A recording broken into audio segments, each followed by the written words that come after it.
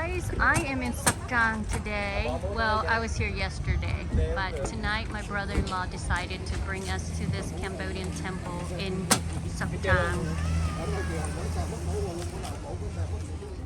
I assume these are all Cambodian Vietnamese.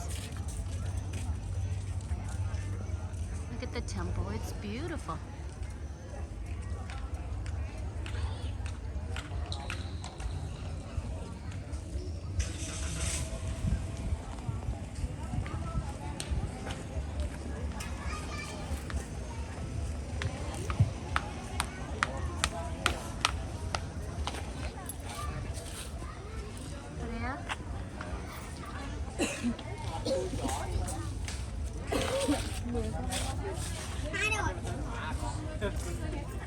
Nước mà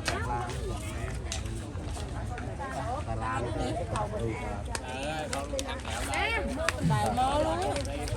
hãy sơ tu sơ tu rê tha pra tê ô lộc nhẹ dơ tê mê chật rơ rơ tê rơ kê mê kê son mục ơ sạch thia chật dơ nhẹ tham sơ chừng son chlam ca ya sạch thia chật tha ba ba pra tê sơ mơ sạch đạ tê va rê sạch tê va đa pra tê mơ rê va đê mê rê kê sạch tê lơ đê thơ sạch tê mê bạch tê rê sạch ô lộc nhẹ dơ tê mê dơ lê tê sơ mê ô lộc nhẹ dơ tê yang mê mê chông đau phật tê tăng lai mê pra kê kê yu sơ mê đê yu yu yu yu yu yu Samar biang po samar ten om haru prari rate ngertai dai jang prasrai tai tai jang ban ri ai sakha sakha sai sakang belum prasrai dan kai cat pada sama ke bilang kai bilang setiang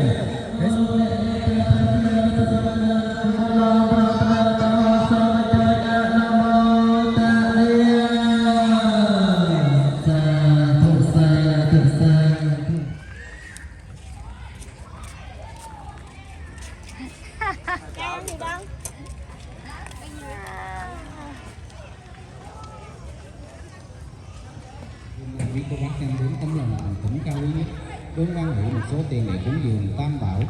This is where the monks stay. Nếu quý cô bác có ước nguyện đến thế nào sẽ được thành tựu như ý nguyện. Nam mô Bổn Sư Thích Ca Mâu Ni Phật. Mô Phật mô Phật mô Phật. Thì xin thỉnh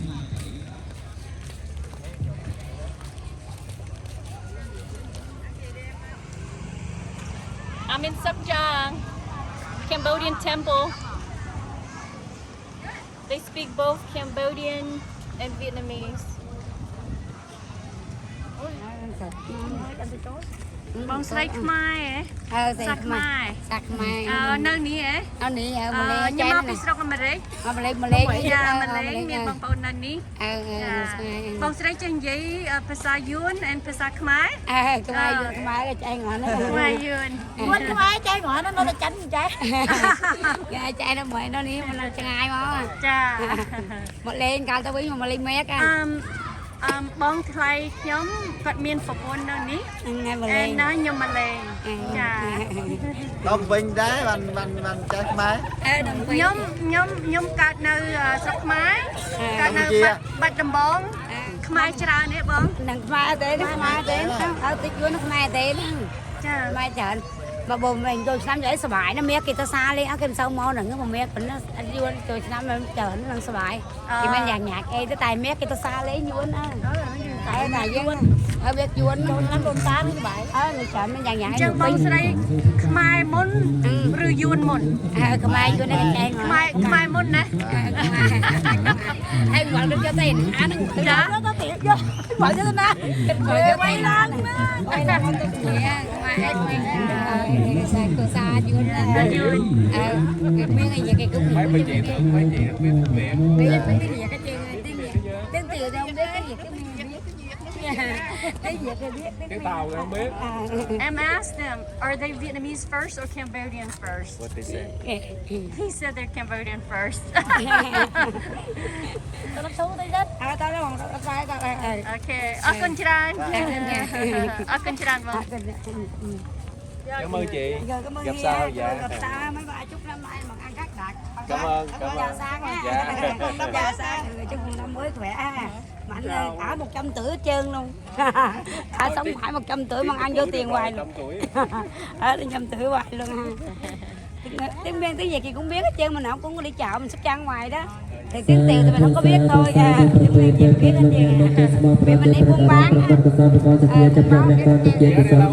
lâu rồi ở đây rồi nhỏ bây giờ nhà tôi trong mày quê ngoại thì ở Bạc Liêu thì ở đây quê được lâu rồi. Tôi đi chơi chứ ngoại về quê